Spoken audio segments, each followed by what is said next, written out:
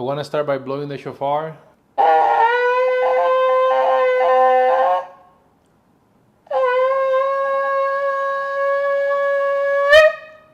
Yahweh, thank you for this day. Thank you for another great Shabbat we're about to have with our family, so we can learn more about you. Thank you for revealing yourself to us and opening up our hearts and minds to today's word. I'd like to pray over Nicole and Christian. Thank you for blessing them and using them as a vessel.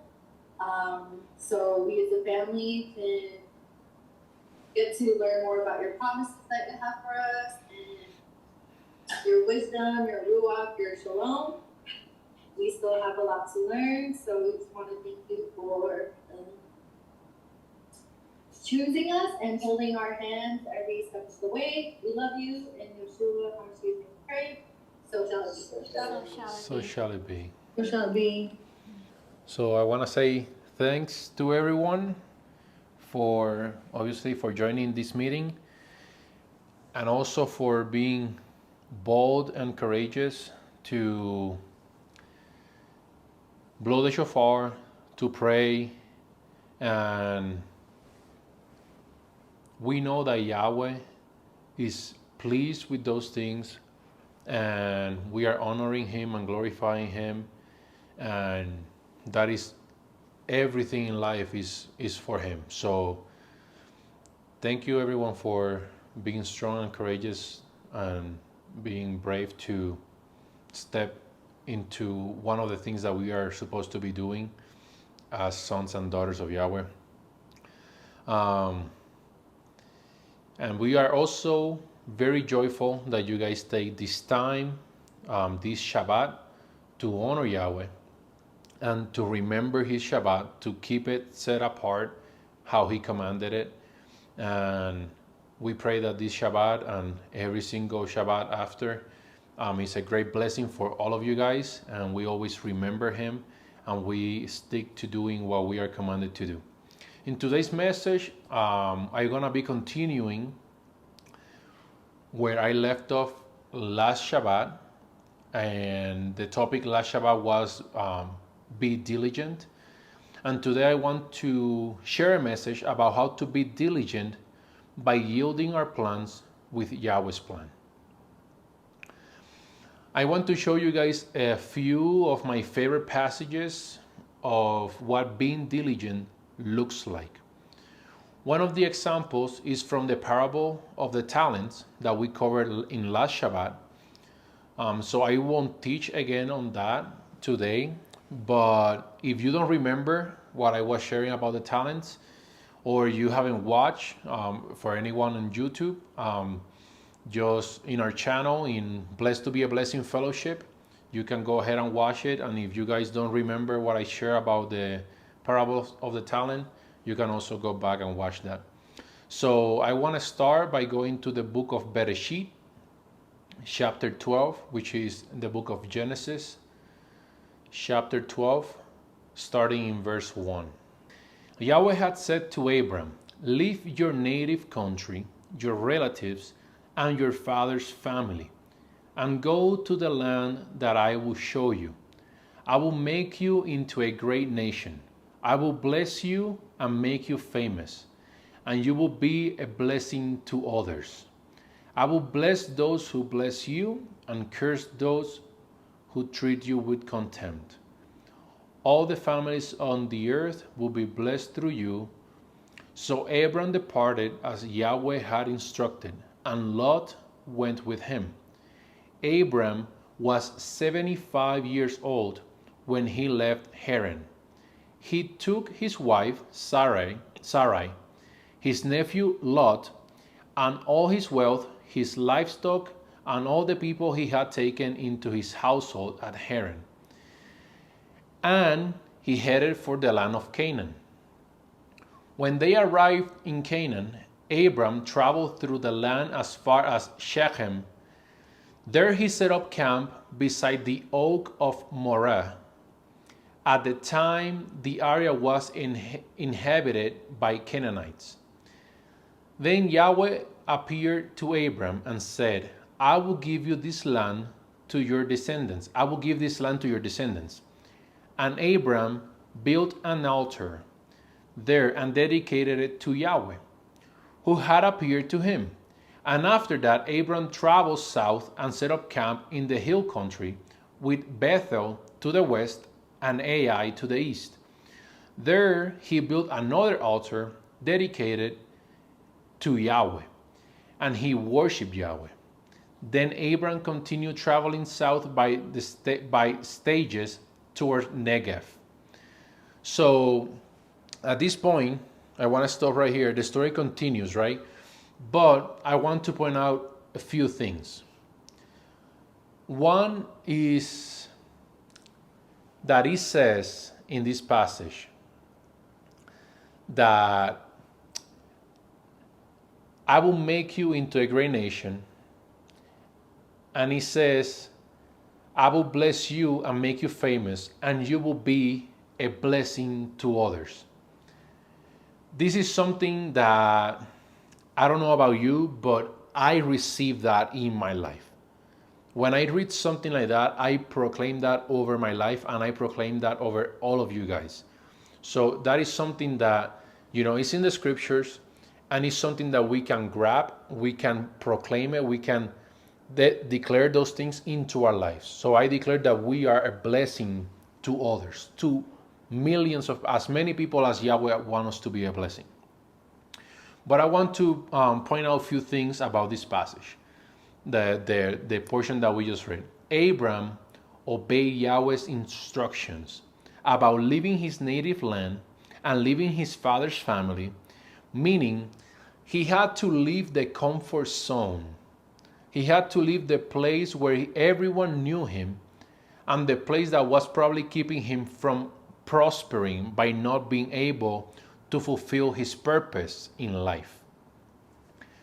And Yahweh said to him, leave the land, and Yahweh said to him, leave to the land I will show you. So Abram, when he left the land of his family, the land of the familiar, what he knows, he left to the land of the unknown. He didn't ask Yahweh to show him the land first and then he will obey. He obeyed even without knowing what was ahead of him. That is real faith. Moving or obeying Yahweh only when everything is clear and tangible for us, that's not faith.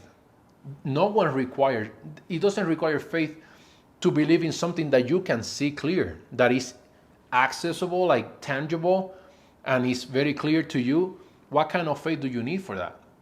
You need faith for those moments when Yahweh tells you to move to the land that I will show you, or anything else that you don't have a clear path of what is going to happen, but you know that Yahweh is faithful no matter what. And whatever he says that he will do it. We are the ones that sometimes go straight from what he tells us to do, but we know 100% that he always comes through with his word. Because anyone is able to obey when they can see the things in front of them. But to obey when things are not clear and when things look completely different to what you expected, or how you expected for something to look, or how you expected for something to feel, that is real faith. When you are able to obey in those moments, when things are looking very different to what you had in mind, but you still know that you're following Yahweh's word, that is faith. And we can see that Abram built altars for Yahweh in a few places on his way to the land Yahweh was going to show him. So he not only was walking by faith and not by sight, but he didn't stop to complain on the way or to throw a fit. But he stopped to build altars to worship, honor, and glorify Yahweh in the process. And that is very important. I have mentioned this to probably all of you guys already, and I probably mentioned it more than once to most of you, but I will never get tired of repeating this. The book of James, or the book of Yaakov, chapter 1 is a very powerful chapter. The whole book of James is a very powerful book. Everything in the scriptures is. But in chapter 1, from verse 2 to verse 4, it is something that I would recommend everyone to memorize. It's something that we should have in our mind all the time, because it's part of our lives almost, it's pretty much every single day. But it says, "Dear brothers and sisters, when trouble of any kind come your way, consider it an opportunity for great joy." When troubles of any kind come your way, consider it an opportunity for great joy.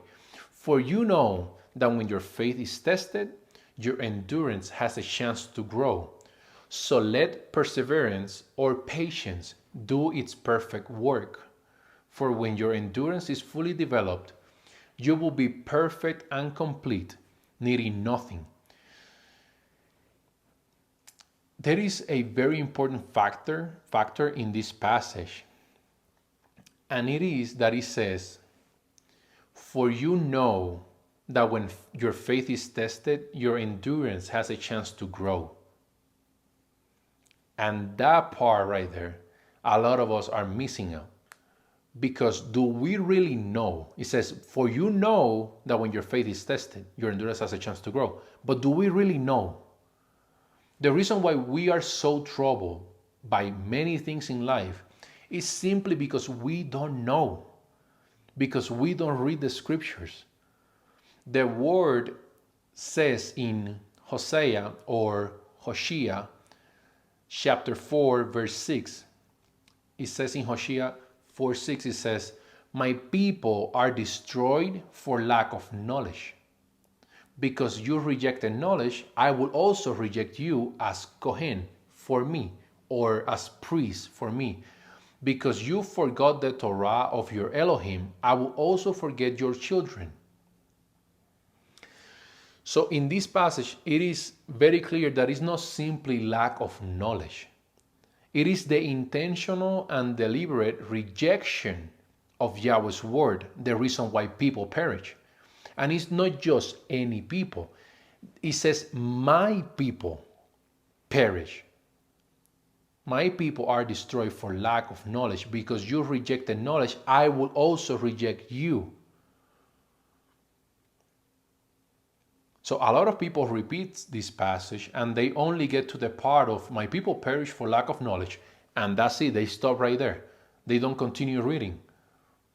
They don't continue reading to know what the lack of knowledge is. So it's the intentional and deliberate actions that we take of rejecting Yahweh's word. So when I said that, when it says in the scriptures that "for you know that when your faith is tested, your endurance has a chance to grow," when I say do we really know, is because if we don't get into the word, if we don't read the scriptures, we are rejecting to know. We are rejecting knowledge. We are rejecting Yahweh. And that is something that a lot of time we don't think of. Like a lot of time we say, "Well, I didn't read, I didn't pay attention, it's okay, like whatever." But we are actually rejecting instruction or correction or wisdom or revelation. So that's the reason why we perish. But anyways, let's continue with the story of Abram in Genesis. So now I want to stop where I stopped there. I want to jump to chapter 13, starting in verse 1. And it says, "So Abram left Egypt and traveled north into the Negev, along with his wife and Lot and all that they owned. And it says Abram was very rich in livestock, silver, and gold. From Negev, they continued traveling by stages towards Bethel, and they pitched their tents between Bethel and Ai, where they had camped before. This was the same place where Abram had built the altar, and there he worshipped Yahweh again. Lot, who was traveling with Abram, had also become very wealthy, with flocks of sheep and goats, herds of cattle, and many tents. but the land could not support both Abram and Lot with all their flocks and herd living so close together. So here, before they started the journey and obeying Yahweh, it says that Abram took his wealth and livestock and left in chapter 12. But it doesn't specify much about his wealth or how wealthy he was. Then in the next chapter, when they were diligent, following, worshiping, and obeying Yahweh, it says that Abram was very rich in silver, gold, and livestock. And even his nephew Lot, it says that he became very wealthy as well. That is a representation of what obeying Yahweh and being diligent looks like. When you walk in alignment and yield to Yahweh's way and Yahweh's will, you will even sometimes see those around you prospering as well. As you prosper, those around you will prosper as well. This is something that, Lot was walking with Abram. He was probably doing the same things that Abram was doing. So when you have people walking beside you and they are, a lot of times they don't understand the scriptures very well, but they can see you and they can follow you and they can understand that what you're doing comes from the scriptures, they will start to prosper as well. Another story that I like a lot in the scriptures is the story of Joseph. This is a story that I feel very, very I received so much revelation about this that I like to share. This is a man that was so on top of his game and so wise and diligent that I want to read a portion that shows his wisdom and diligence. And it's also in the book of Bereshit, the book of Genesis, chapter 41.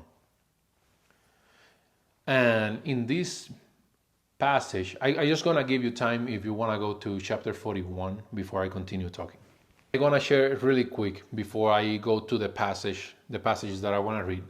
Here is talking about two dreams that Pharaoh, or the king of Egypt had, and no one was able to interpret his dream. Then someone that was in prison with Joseph before, one of his officials that was in prison before with Joseph, told Pharaoh that Joseph was able to interpret dreams because he also had a dream when he was in prison, and Joseph interpreted the dream when they were together in prison. And the dream, what he dreamed about, it happened exactly like Joseph mentioned. So Joseph was able to interpret. So Pharaoh brought up Joseph and told him the dreams. So Joseph was able to interpret the dreams of Pharaoh by the power of Yahweh. And he told Pharaoh that his dream were about 7 years of plenty or abundance, followed by 7 years of famine or lack. Then the story continues, and I will read starting at verse 33. So from verse 33, I'm gonna start reading. And once more, just if you guys were not able to get there, it is in chapter 41. So chapter 41, verse 33, starting there, it says, "Therefore, Pharaoh should find..." Oh, by the way, this is Joseph talking to Pharaoh. And it says, "Therefore, Pharaoh should find an intelligent and wise man and put him in charge of the entire land of Egypt. Then Pharaoh should appoint supervisors over the land and let them collect 1/5, or for those who don't know, 1/5 is 20%. So let them collect 1/5 of all the crops during the 7 good years.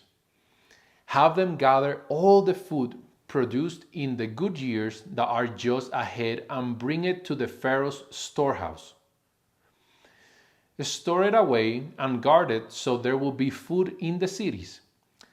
That way there will be enough to eat when the 7 years of famine come to the land of Egypt. Otherwise, this famine will destroy the land." So one thing, remember, this is Joseph talking to Pharaoh. He came from prison, okay? And then he continues then. He says, Joseph's suggestions were well received by Pharaoh and his officials. So Pharaoh asked his official, can we find anyone else like this man, so obviously filled with the Ruach of Yahweh? Then Pharaoh said to Joseph, since Yahweh has revealed the meaning of the dreams to you, clearly no one else is as intelligent or wise as you are. You will be in charge of my court, and all my people will take orders from you. Only I, sitting on my throne, will have a rank higher than yours. Pharaoh said to Joseph, I hereby put you in charge of the entire land of Egypt. Then Pharaoh removed his signet ring from his hand and placed it on Joseph's finger. He dressed him in fine linen clothing and hung a gold chain around his neck. Then he had Joseph ride in the chariot reserved for his second in command, and wherever Joseph went, the command was shouted, kneel down. So Pharaoh put Joseph in charge of all Egypt. And Pharaoh said to him, I am Pharaoh, but no one will lift a hand or foot in the entire land of Egypt without your approval. Then Pharaoh gave Joseph a new Egyptian name, Paneah. He also gave him a wife whose name was Asenath. She was the daughter of Potiphera, the priest of On. So Joseph took charge of the entire land of Egypt. He was 30 years old when he began serving in the court of Pharaoh, the king of Egypt. And when Joseph left Pharaoh's presence, he inspected the entire land of Egypt. As predicted, for 7 years the land produced bumper crops. During those years, Joseph gathered all the crops growing in Egypt and stored the grain from the surrounding fields in the city.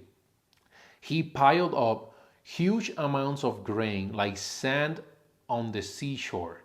Finally, he stopped keeping records because there was too much to measure.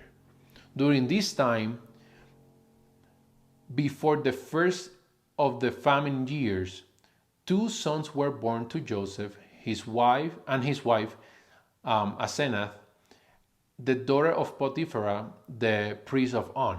Joseph named his older son Manasseh, for he said, Yahweh has made me forget all my troubles and everyone in my father's family. Joseph named the second son Ephraim, for he said, Yahweh has made me fruitful in this land of my grief. At last, the 7 years of bumper crops throughout the land of Egypt came to an end. Then the 7 years of famine began, just as Joseph had predicted. The famine also struck all the surrounding countries, but throughout Egypt there was plenty of food. Eventually, however, the famine spread throughout the land of Egypt as well. And when the people cried out to Pharaoh for food, he told them, go to Joseph and do whatever he tells you. So with severe famine everywhere, Joseph opened up the storehouses and distributed grain to the Egyptians, for the famine was severe throughout the land of Egypt. And people from all around came to Egypt buying grain from Joseph because the famine was severe throughout the world. That is one of the most powerful stories, in my opinion, in the scriptures. And it shows us how a diligent man should be. He even started giving advice to Pharaoh of what he should do. Like a man that just came out of prison. He was in prison. He was taken out of prison to talk to Pharaoh. And he come out to interpret the dream, and he's now coaching or giving advice to the king of Egypt, Pharaoh, of what he should do as the king of Egypt. Someone that has never been a king is telling the king what he should be doing. That is a sign of someone who knows what Yahweh has said about him, and a man who truly believes that Yahweh is faithful and he never fails. Joseph remembers the dream that he had many years prior to this, where in his dream where he was a ruler, and everyone, even his brothers and his parents, had to bow down to him because he was in such a great power that everyone else had to bow down to him. Contrary to what I shared last week about Eve in the Garden of Eden, where she forgot about the instructions of Yahweh. So the enemy was able to penetrate in her, like get into her mind and make her sin against Yahweh. Joseph in this story portrayed how a diligent man should believe, think, speak, and act. Like pretty much, he come out of prison to interpret a dream to the king, and then he's giving the hint to Pharaoh that, hey, I should be in charge. He didn't say that, but he's like, you need to look for someone intelligent and wise man. He just needed to start giving his descriptions, a tall guy and whatever. Right? He was almost giving his resume to Pharaoh, and he was saying, and you should put this person in charge of the land of Egypt, and then have people under him, supervisors, where they gather everything, 20% of everything they produce. So then Pharaoh was like, well, this guy knows what he's talking about. He has the dream. He interpreted the dream. So no one else can be as intelligent or as wise as this man. So that is something that is very interesting to me. And something too that is very interesting and very important in this story is that a lot of time we think that if we have plenty, if we have abundance, if we are living in an abundance in every area, and others around us or other people don't have enough, a lot of time we think that we have to give everything away to those who are in need, those who are around us that are not in abundance. And even though being generous is part of who we should become to obviously bring honor and glory to Yahweh, we can see that the people were going to Egypt to buy grain from Joseph.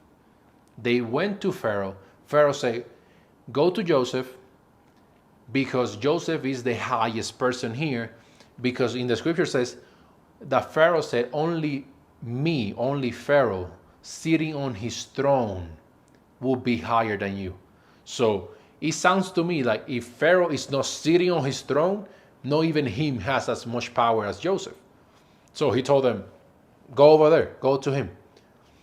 And so he said, go to Joseph and do whatever he says. And he doesn't say that Joseph gave away everything or anything at all. Like, it doesn't say that he gave anything away. So let's take a deeper look at that. Right now, let's go to chapter 47 in Genesis, chapter 47. And I want to start in verse 13. In this verse, this passage that we're going to be reading, we can see how wealthy and how much power Joseph was able to obtain thanks to his diligence, his obedience to Yahweh, and his great stewardship, and obviously the grace and favor of Yahweh over him in all of this process. So in verse 13, it starts saying, meanwhile, the famine became so severe that all the food was used up, and people were starving throughout the land of Egypt and Canaan. Pay attention, it says, and the people were starving. They were not just hungry. They were not just in a little bit of need or they wanted some food. They were starving. So they were in the process of decaying. They are in a bad place. And he says, by selling grain to the people, Joseph eventually collected all the money in Egypt and Canaan. And he put the money in Pharaoh's treasury. So the people are starving, and Joseph is not giving away. He said, by selling grain to the people, Joseph eventually collected all the money in Egypt and Canaan, and he put the money in Pharaoh's treasury. When the people of Egypt and Canaan ran out of money, all the Egyptians came to Joseph. Our money is gone, they cried. But please give us food, or we will die before your very eyes. Joseph replied, since your money is gone, bring your livestock. Bring me your livestock. I will give you food in exchange for your livestock. So they brought their livestock to Joseph in exchange for food. In exchange for their horses, flocks of sheep and goat, herd of cattle and donkeys, Joseph provided them with food for another year. So he keeps collecting, but he continues saying, but that year ended, and the next year they came again and said, we cannot hide the truth from you, my master. Our money is gone, and all our livestock and cattle are yours. We have nothing left nothing left to give you but our bodies and our land. Why should we die before your very eyes? Buy us and our land in exchange for food. We offer our land and ourselves as slaves for Pharaoh. Just give us grain so we may live and not die, and so the land does not become empty and desolated. So Joseph bought all of the land of Egypt for Pharaoh, and the Egyptians sold him their fields because the famine was so severe, and soon all the land belonged to Pharaoh. As for the people, he made them all slaves from one end of Egypt to the other. And when you read that, that is how someone becomes a trillionaire. This is it's just amazing. And it is obviously all speculation. No one really knows how wealthy, how rich Joseph and Pharaoh were at this point, but it is believed that for all the land that was there, the amount of people, the amount of cattle that each person used to have around this time of in history, it is believed that they were trillionaires, like they had trillions of dollars in today's economy. Again, we can see in this chapter how Joseph collected all the money that existed in the land of Egypt and Canaan. That is mind-blowing to me. A lot of times we think that we cannot collect money from people that are in need. When we have things that are to benefit others, when we have the resources, the knowledge, the wisdom, the understanding to help people, right? And those people are in such a need for that we have. People won't even consider a bad idea of spending the money. Like these people, Joseph was not even the one telling them, oh, you have to give me this, give me that. He had something so valuable for the people that were in need. He had the solution to their problems, that they were going to him, begging him to take their money. They were begging him, take my money, take my livestock, take my land, take me as your slave. He had the solution for their problem.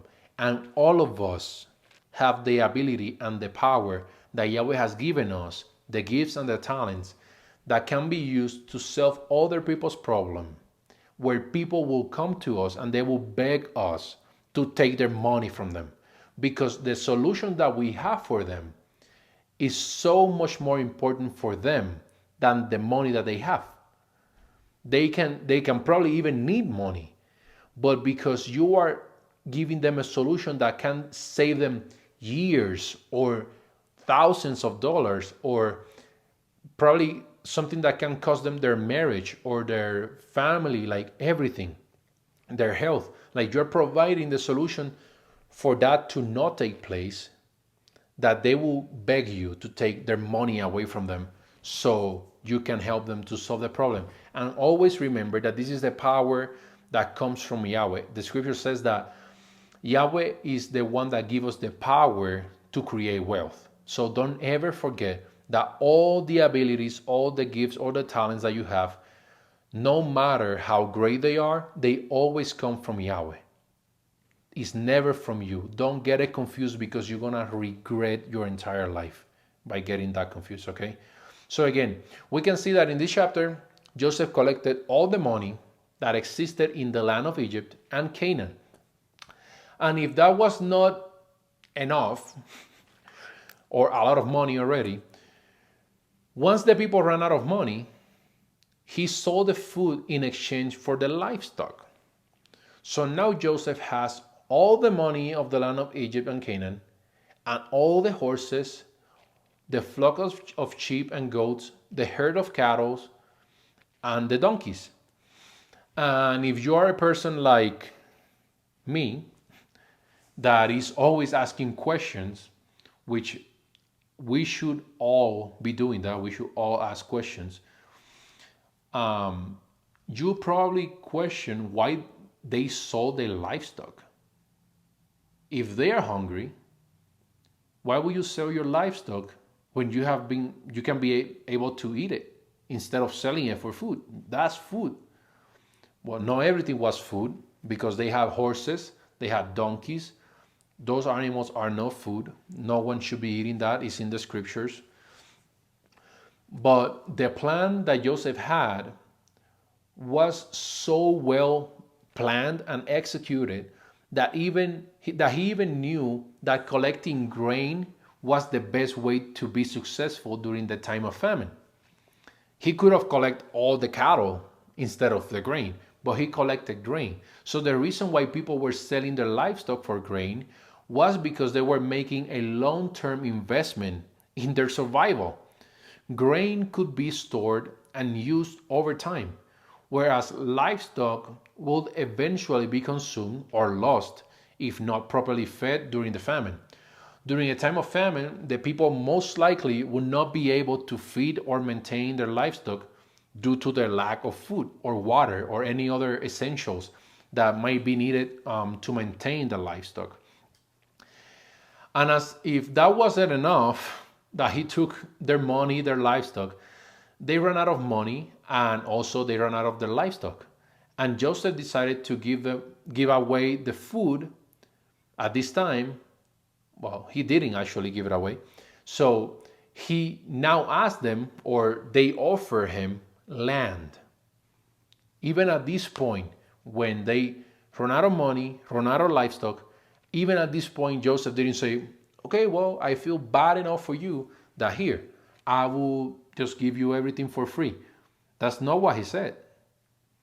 So now they come to him offering their land and even themselves. And when he took possession of their land, then he also took possession of the people.